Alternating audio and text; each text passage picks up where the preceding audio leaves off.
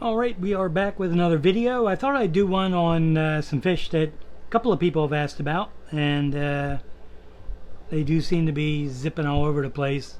These are like a purple and white snakeskin that I've been working on, trying to get this line set. Real nice pattern on the male.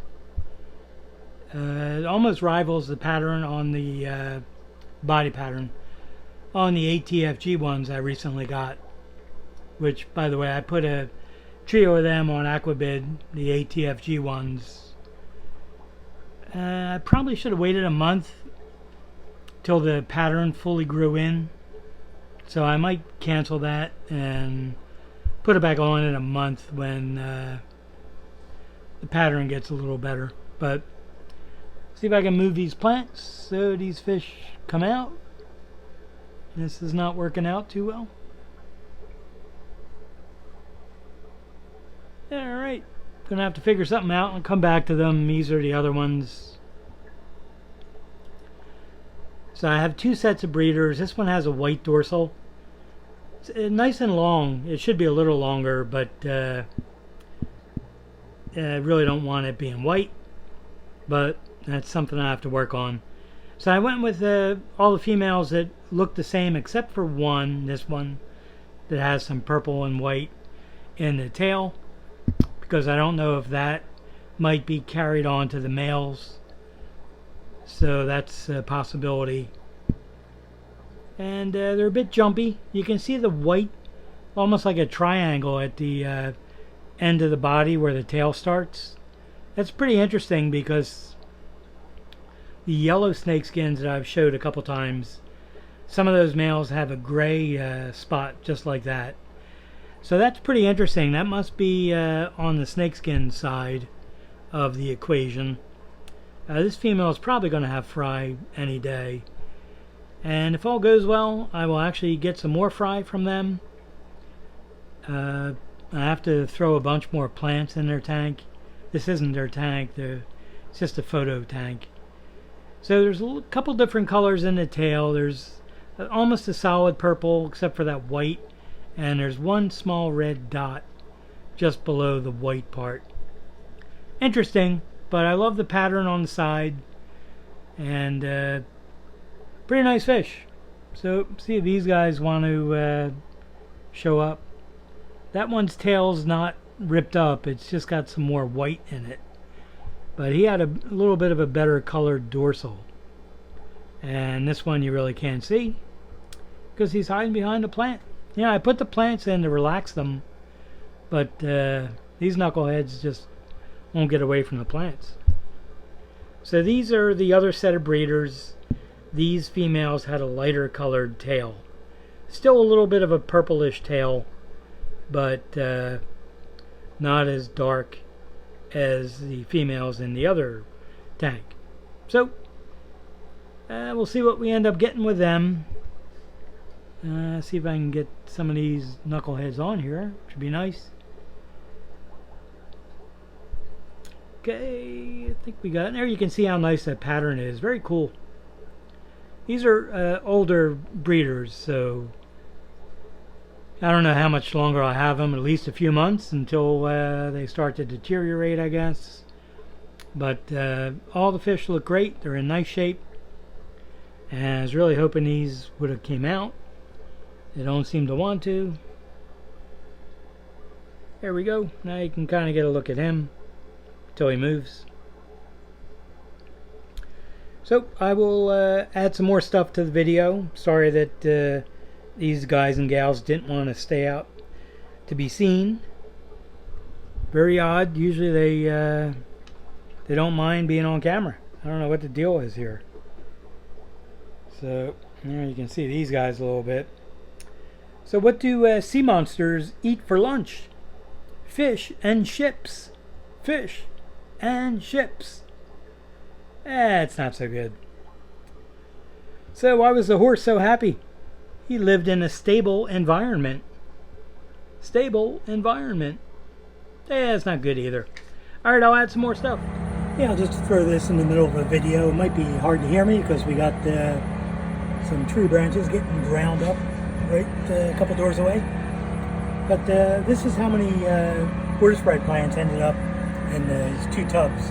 And I really only put in 2 plants when this started back in June. This one has even more. So it's really insane how it grew out here. The fish grew awful, but the plants grew fantastic. In fact, you can see some of them are growing out of the water.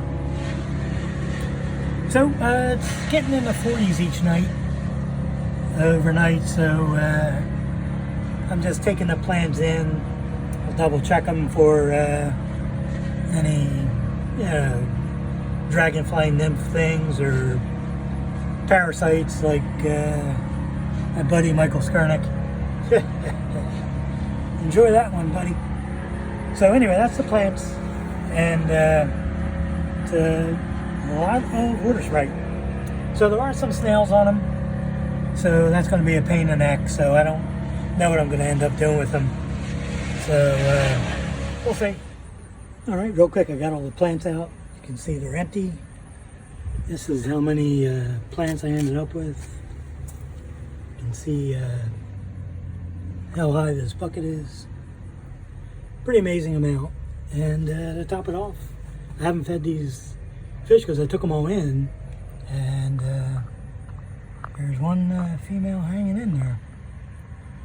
So I haven't fed her in a week. I didn't know she was out here, so I guess she was eating the plants. But it's a Roebuck Red. Looks like a pretty good one from above.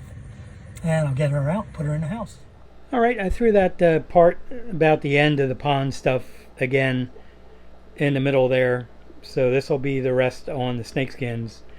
This is a similar cross I did with one less component actually. This was just red lace snakeskin males to I believe it was a red albino female. So that's why I didn't get a complete snakeskin pattern. So these would technically be called cobras, I think, because the snakeskin pattern doesn't go over the entire body. It kind of degrades to zebraness bars, the vertical bars in the back of the body, and there's like a yellowish dash or something at the very base. Now this male, it's one of the fry actually, has no pattern at all, which happens sometimes with the snakeskins. Like I had mentioned before, Philip Shattuck had mentioned that in his book, one of his books. I think he called them rose guppies or something like that. But they do carry the snakeskin genes. They just didn't develop the pattern. So that's why he's in there. And you can also see he's got some vertical bars as well. So that would kind of show that it's probably from the female side, since there's no snakeskin pattern, but the vertical bars are still there. There you can see it better on that male. But these males have terrific dorsals, nice tail, except the very bottom of the tail is like from a different fish or something. It's almost like somebody glued it on. It just isn't a complete edge of the tail. And as you can see, it's a different color and a different pattern. So these are just something I'm messing with. I will probably sell some of these soon. I have another batch of fry growing out. They develop pretty nicely. The pattern comes in really well early on. That's the mother of all the fish in the tank except for the big male. He's the father of all the fish. So far so good. These are very cool looking. I've seen similar stuff that other people have bred, because you only get so many results from various crosses. The genes involved just really only throw a certain amount of things. That's why something like a pink Pingu was so unusual, because it was kind of years ago. It was the first really unusual different thing in a guppy in many years. And yeah, there's been some different things over the recent years with the dragon lines, the Dumbo ear things. Pretty cool. So we'll kind of leave it at that. That should be enough. Keep everybody occupied. I'll get another video up in a couple days. And I'll leave you with one last joke. What do you call a cow with a twitch? Beef jerky. Beef jerky. Yeah, it almost sounds like I'm calling out a lottery winner. Beef jerky. Alright, that should be enough. If you have any questions, just leave them in the comments, or you can send me an email. Hope everybody's hanging in there, doing well, enjoying whatever downtime you get. And yeah, still watching some bad movies. I'll spare you some of the details. I'll mention them in the next video. Still into the really bad sci-fi ones, usually Mystery Science Theater, but some, I was going to call them straight, but some unretouched or messed with bad 50s and 60s sci-fi movies as well. So, alright, hang in there. I'll be back in a few days.